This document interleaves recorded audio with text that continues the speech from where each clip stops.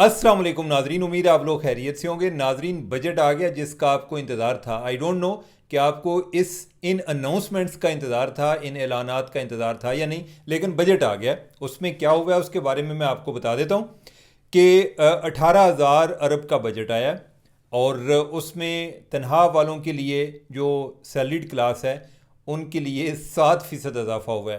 पहले ये होता था पुराना ज़माना, इसलिए मैं कहता हूँ कि हर ज़माना जो है ना उसका बाज़ का ये होता है कि जब वो गुजर जाता है तो लगता है कि यार, यानी कि अभी का दौर जो है इससे तो पहले वाला दौर अच्छा था। तो किसी टाइम पे, और ये पुरानी बात नहीं है, 10 से 15% इजाफा, तनख्वाह में 10 से 15% इजाफा समझा जाता था कि हो रहा भी नहीं सर ने करना तो और की करना, सर ने कोई इजाफा तो नहीं है ना। लेकिन इस दफ़ा इजाफा हुआ है 7%। तनख्वाहों में भी 7% इजाफा हुआ है, पेंशन में भी 7% इजाफा हुआ है।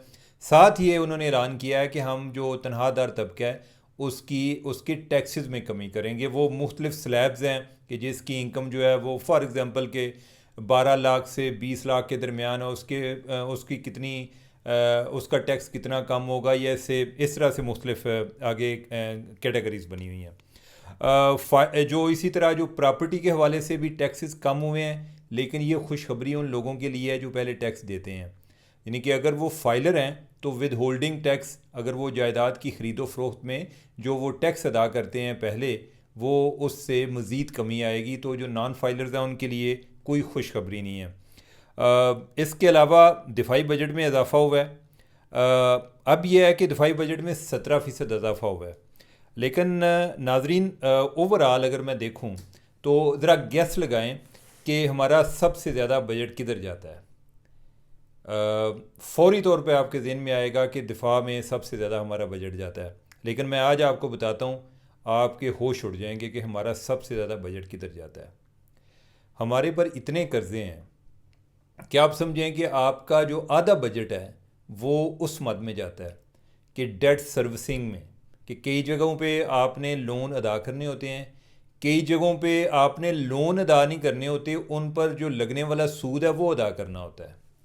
तो अभी जो मौजूदा बजट है, जो मैंने आपको कितना बताया, 18,000 अरब, इसका 45% हिस्सा वो डेट सर्विसिंग में जाएगा, वो कर्ज़ों में जाएगा। और बाय द वे आपको पता है कि हमारे कर्ज़े जो है ना, बैरूनी कर्ज़ों से ज़्यादा अंदरूनी कर्ज़े हैं जो कि इधर लोकल बैंक से लिए हुए होते हैं। ये जो बैंक हैं ये हुकूमत को पैसे दे रहे होते हैं और फिर ये अयाशी कर रहे होते हैं। बैंकों भी और काम को नहीं, उन्होंने इस तरह का एक क्लाइंट मिल गया है गवर्नमेंट, बस उसी से वो टैक्स अपना वो इंटरेस्ट लेते रहते हैं और मौजा कर रहे होते हैं।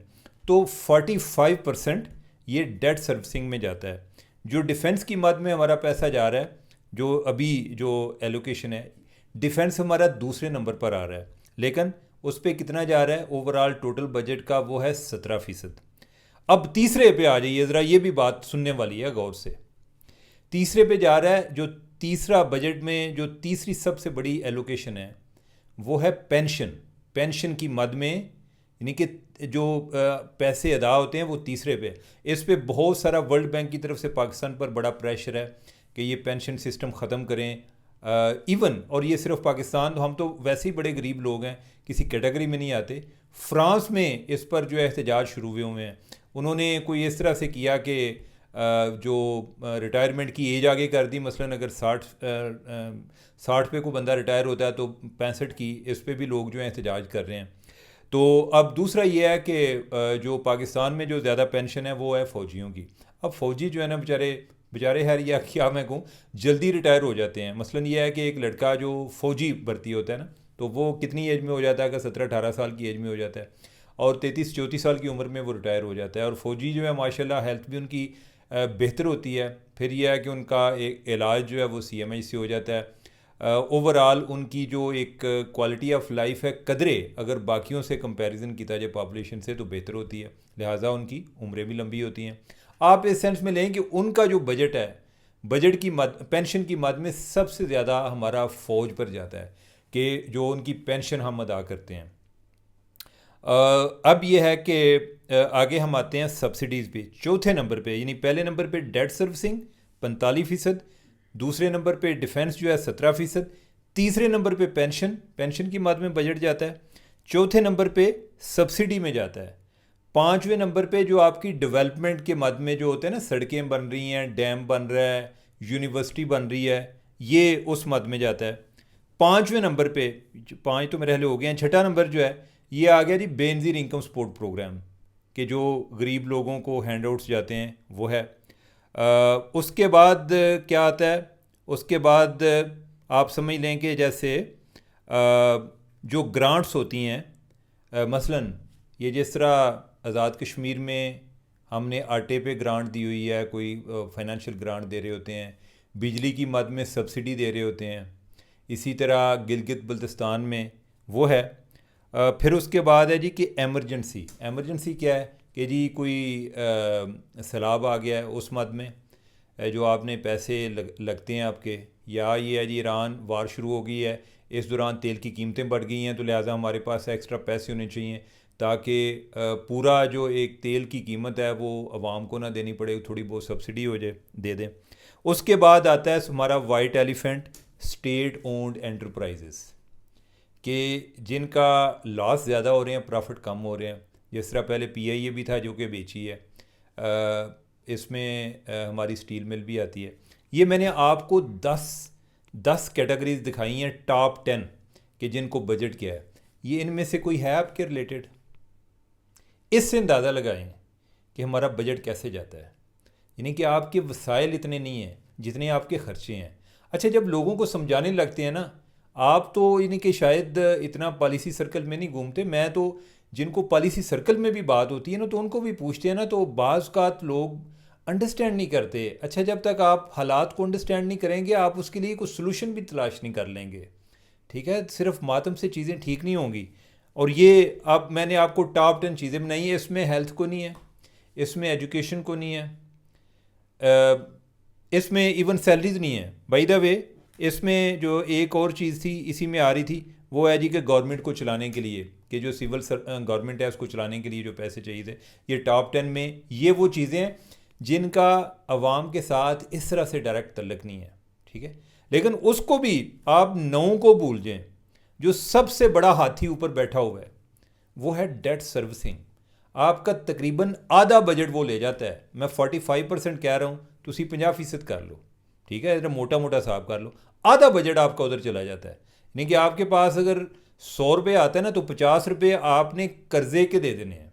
उसके बाद आपने देखना है कि घर में और क्या क्या होने वाला है। फिर पता चलता है जी कि बिजली जो है उसका बिल भी अदा करना है, वो गैस का भी अदा करना है, सब्ज़ी भी लानी है, कोई गोश्त भी लाना है, फ़लाँ चीज़ भी लानी है, और वो सारी चीज़ें हो नहीं सकती। और फिर जड़ा ना यानी कि घर च होंदी है लड़ाई। और ये लड़ाई जो है यानी कि आप इसको देख लें कि यही चीज़ें जो हैं ये इधर भी होती हैं। और ये इसकी एक और वजह जो है आप वो ये है कि जो हमारा बहुत सारा जो एक रेवेन्यू की मद में इकट्ठा होता है वो चला जाता है सूबों के पास। सूबों की अपनी इतनी कैपेसिटी नहीं है जितने उनको पैसे मिल जाते हैं, और पैसे वो लेते हैं और लित्र जड़े ना वो फाक नूं पै रहे होंगे ने। अच्छा, और अवाम जो है वो पुराने आदी हैं, जब से 18वीं तरमीम से पहले उनको लगता है कि हर चीज़ जो है ना इधर से निकलनी है। कश्मीर वाले जो हैं वो भी कहते हैं कि 3 रुपये बिजली करें, वो भी इधर से निकलनी है। कोई और सूबा जो मांग रहा है वो भी कहता है जी कि वफाक जो है क्या कर रहा है हमारे लिए, तो कुछ नहीं कर रहा। गिलगित बल्तिस्तान वाले जो हैं वो भी वफाक की तरफ देख रहे हैं। तो यानी कि ओवरऑल ये हमारी बड़ी अजीब सी सिचुएशन है। तो खैर ये है कि ये तो हमारी बजट की स्टोरी होगी। अच्छा, दूसरा आप देखें, जो ट्रम्प जैसा बंदा है ये रोज़ाना हमारी बेइज्जती करा देता है। यानी कि इसको अपनी तो कोई परवाह नहीं है। कल जो है यानी कि इसने कहा था जी कि कोई बहुत ही ना कोई ख़तरनाक किस्म की मैं हरकत करने वाला, और फिर जो है जब हमने रिकॉर्डिंग कर ली उसके बाद उसने कहा जी कि मैं अपना प्लान जो है वो मुलतवी कर दिया है, और अब जो है हमारा उनके साथ मुआहदा होने वाला है। और सानू इस चीज़ का भी गुस्सा है कि पहले तो ये था कि मुआहदे के लिए कोशिशें हम करते रहे, तो अब वो कह रहे हैं कि जी हमारा जो मुआहदा होने वाला है उस पर जो दस्तखत हैं वो जिनेवा में होंगे। जिनेवा इस लिहाज से मशहूर है, ये नहीं है कि उधर के कोई लोग जो हैं इसमें इन्वॉल्व हैं, लेकिन माजी में भी आपको पता है कि हमारे इवन अफ़गानिस्तान के हवाले से भी कई जिनेवा में मुआहदे हुए हैं। तो वो ये पीस मेकिंग के हवाले से मशहूर हैं। उनके लिए ये ज़रा इम्पॉर्टेंट है कि कोई सिक्योरिटी के लिहाज से इम्पॉर्टेंट है। हमारे यहाँ ये होता है कि जनाब परौने आउंदे ने तो असी कोई 7 दिन पहले ही जड़ा ना कोई कपड़े शपड़े पा के ते बह जाने, बच्चों भी आने मंजी तू नहीं उठना, तू जड़ा बाहर नहीं निकलना, कोई अगे गड्डी आ जाएगी, कोई मसला बन जाएगा। बाद में पता चलता है कि मेहमान भी नहीं आए। तो हमारे यहाँ तो यही सूरत हाल चल रही थी जी कि जब उन्होंने आना था वो आए भी नहीं है, और कोई तकरीबन हम जो है ना घरों में कैद रहे। तो एक लिहाज से देखें तो अच्छा है, दूसरे लिहाज से देखें तो पाकिस्तान ने जितनी एफ़र्ट की है क्रेडिट उसको जाना चाहिए, वो हमें नज़र नहीं आ रहा। यानी कि अगर शायद उधर भी वो एक्नॉलेज करेंगे, लेकिन यह है कि अगर पाकिस्तान में होता तो और ज़्यादा अच्छा था। लेकिन उससे बड़ी बात यह है कि ये बंदा रोज़ाना की बुनियाद पे जितनी दफ़ा बदलता है, आज का जो सच है वो हो सकता है कि कल झूठ हो, जो कल गुजरा है उस टाइम का जो सच था वो आज झूठ साबित हो गया।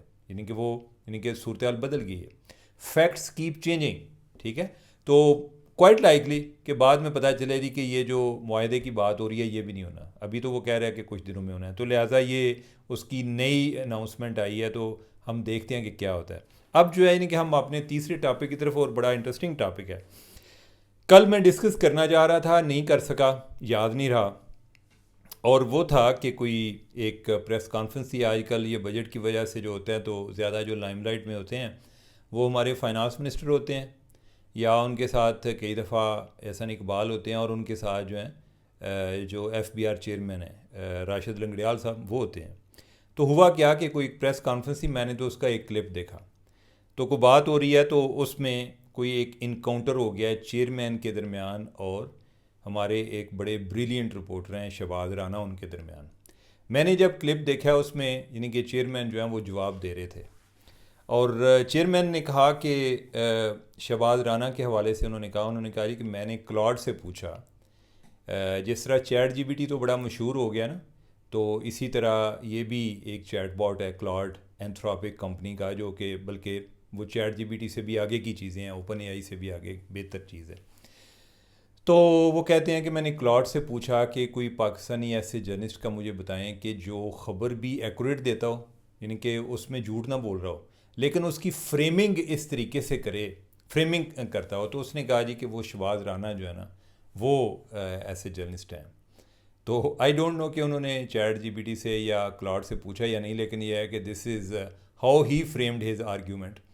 तो तो उन्होंने कहा जी कि उन्होंने फिर कोई एक दो उनकी माजी की स्टोरीज़ का हवाला दिया कि किस तरह कोई एक ही चीज़ को एक मुख्तलिफ अंदाज में उन्होंने बयान किया, कि जैसे ही है कि यानी कि कोई आप किसी को पानी दें तो आधा गिलास हो तो कोई वो कहे कि मैंने पानी दे दिया, वो कहे कि नहीं आधा गिलास तो खाली है, दूसरा कहे नहीं आधा गिलास तो भरा हुआ है, जो एक आम मिसाल दी जाती है। तो यानी कि मैं एक चीज़ जो उसमें मुझे एक प्लेजेंट लगी वो ये थी कि एक बड़ी इंटेलेक्चुअल किस्म की जो ये नोक-झोंक थी, और उस पे आगे जो शहबाज है वो भी मुस्करा रहा था, यानी कि वो ही डिडंट फील ऑफेंडेड।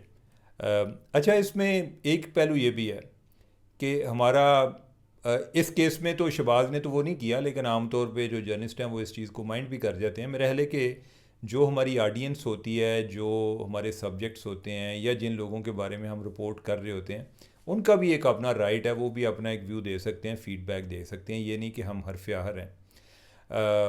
और इवन के जो हरफ आहर समझे जाते हैं ना वो अदालत समझी जाती है। वो मसलन सुप्रीम कोर्ट है, जैसे एक सुप्रीम कोर्ट चीफ अमेरिका की सुप्रीम कोर्ट के चीफ जस्टिस ने कहा था कि भाई हम जो है यानी कि फ़ाइनल हैं, इसलिए नहीं कि हम गलत नहीं हो सकते, हम इसलिए कि हम हरफ आहर हैं, यानी कि इसके बाद जो है फिर अगू अल्लाह ताला दी अदालत है। इवन उनके भी जो फ़ैसले होते हैं ना वो भी एक पब्लिक डोमेन में लोग उन पर भी डिस्कस करते हैं, अपनी राय देते हैं। तो जो एक जर्नलिस्ट होता है उसकी रिपोर्ट पर भी जो लोग जिनके मुतल्लिक होती है उसके बारे में राय देना ये उनका राइट है, तो उस पर ऑफेंड नहीं होना चाहिए। इस केस में तो शहबाज का तो बड़ा एक सरप्राइजिंगली एक बड़ा एक प्लेजेंट उसका रिस्पांस था। अच्छा, बाय द वे शहबाज जो है बहुत अच्छा रिपोर्टर है, और जो लंगड़ियाल साहब हैं वो बड़े अच्छे यानी कि काबिल किस्म के ब्यूरोक्रेट हैं, और बड़े पढ़े लिखे और पढ़ने लिखने से ताल्लुक़ रखते हैं, काफ़ी पढ़ाकू किस्म के हैं। अच्छा, मुझे इस पे मैं अक्सर दोस्तों से भी बात करता हूँ कि मुख्तलिफ़ डिपार्टमेंट्स के बारे में मुख्तलिफ़ जोक्स चलती रहती हैं, ब्यूरोक्रेट्स हैं उनके बारे में चलती रहती हैं, जो सियासतदान हैं उनके बारे में चलती रहती हैं। जैसे मसलन सियासतदानों के बारे में कहा जाता है कि ये वो लोग हैं कि जो गरीबों से वोट लेते हैं, अमीरों से पैसे लेते हैं इलेक्शन लड़ने के लिए, और दोनों को ये यकीन दहानी कराने में कामयाब भी रहते हैं कि हम आपको एक दूसरे की शर से महफूज रखेंगे, कि ये इतने काबिल लोग होते हैं। मतलब ये है कि ये जो है ना शेर और बकरी को एक गार्ड पर पानी पिलाना इनको फ़न आता है तो उसको इस तरह से बयान किया जाता है। अच्छा, ब्यूरोक्रेट्स के हवाले से होता है कि इनके बारे में बड़ी जोक्स होती हैं। बाज़ लोग इनके बारे में एक तासर होता है जी कि ये चीज़ देते नहीं, लेते हैं। तो एक कोई इनके बारे में जोक है कि एक ब्यूरोक्रेट डूब रहा था तो किसी बंदे ने कहा कि गिव मी योर हैंड, कि भाई तुम डूब रहे हो तो मैं तुम्हें बाहर निकाल लूँ। तो उसने नहीं दिया। तो फिर उसने आगे अपना हाथ किया, उसने कहा टेक माई हैंड। तो उसने वो हाथ, यानी कि उसको उसका हाथ पकड़ने के लिए, क्योंकि उसने कहा था टेक माई हैंड, तो हाथ लेने के लिए उसने उसको हाथ दिया। तो इसी तरह जो जर्नलिस्ट है ना, इनके बारे में भी जोक्स होती हैं। जिस तरह ये इन्होंने बात की, लंगड़ियाल साहब ने बात की शहबाज के बारे में, या ओवरऑल ये शहबाज जो है, यानी कि ये तो एक दरमियान में एक एम्पिरिकल एग्जांपल आ गई। ओवरऑल जो एक जर्नलिस्ट है उनके बारे में ये एक तासर ये होता है कि ये ना चीज़ को किसी और अंदाज में बयान करते हैं। अच्छा, जो इंफॉर्मेशन देने वाला है वो और जो आगे बयान करने वाला है, आम तौर पे उनका जो एजेंडा होता है या जो उनके मकासद होते हैं या उनका जो देखने का अंदाज़ है वो भी मुख्तलिफ होता है। तो इसी तरह ना एक कोई एक जोक मशहूर है कि कोई एक प्राइम मिनिस्टर है तो उसने एक जर्नलिस्ट को कहा, उसने कहा कि मैं फ़लाँ दरिया पे पुल बनाने वाला हूँ, तो तुमने इस पे क्या इसकी ख़बर बनाओगे। मुझे ये लगता है कि तुमने ख़बर ये बनानी है कि प्राइम मिनिस्टर ने पिछले 75 साल में ये इस बात का इकरार कर लिया कि जो यहाँ से रास्ता मौजूद नहीं था पिछले 75 साल से। यानी कि उसने ये नहीं कहा कि तुम पुल बना रहे हो, उसने कहा कि ये ना किसी और अंदाज में बयान करेगा। तो अगर उसने कहा कि मैं उस पुल को कैंसिल कर दूं तो फिर तुम क्या करोगे, तो उसने कहा कि उस पे फिर मैं कहूँगा कि प्राइम मिनिस्टर ने एक डूबती हुई कौम को अबेंडन कर दिया। यानी कि उसने उनका जो पुल बनाने की ज़रूरत थी उस पर उसने फोकस नहीं किया। उसने कहा कि तुम पॉजिटिवली कैसे बयान कर सकते हो। उसने कहा जी पॉजिटिवली मैं इस तरह बयान कर सकता हूँ कि आप रिज़ाइन कर दें, और फिर यह है कि मैं उसको कहूँगा जी कि प्राइम मिनिस्टर ने रिज़ाइन कर दिया है, जिस पे लोगों ने सुकून का सांस लिया है। और लेकिन जो माहिर मुआशियात हैं वो ये कहते हैं कि अब ना एक खला पैदा हो जाएगा, यानी कि जो काम वो अच्छे कर रहे थे ना वो नहीं हो पाएंगे, तो लिहाजा मैं इसको इस अंदाज में बयान कर दूंगा। तो जोक्स को लेना, दूसरे का फीडबैक उसको अंडरस्टैंड करना, ये मेरे ख्याल ये मुस्बत रवैये हैं और ये जारी रहने चाहिए। अच्छा, इससे हमें ओवरऑल लगता भी है कि how people think about us.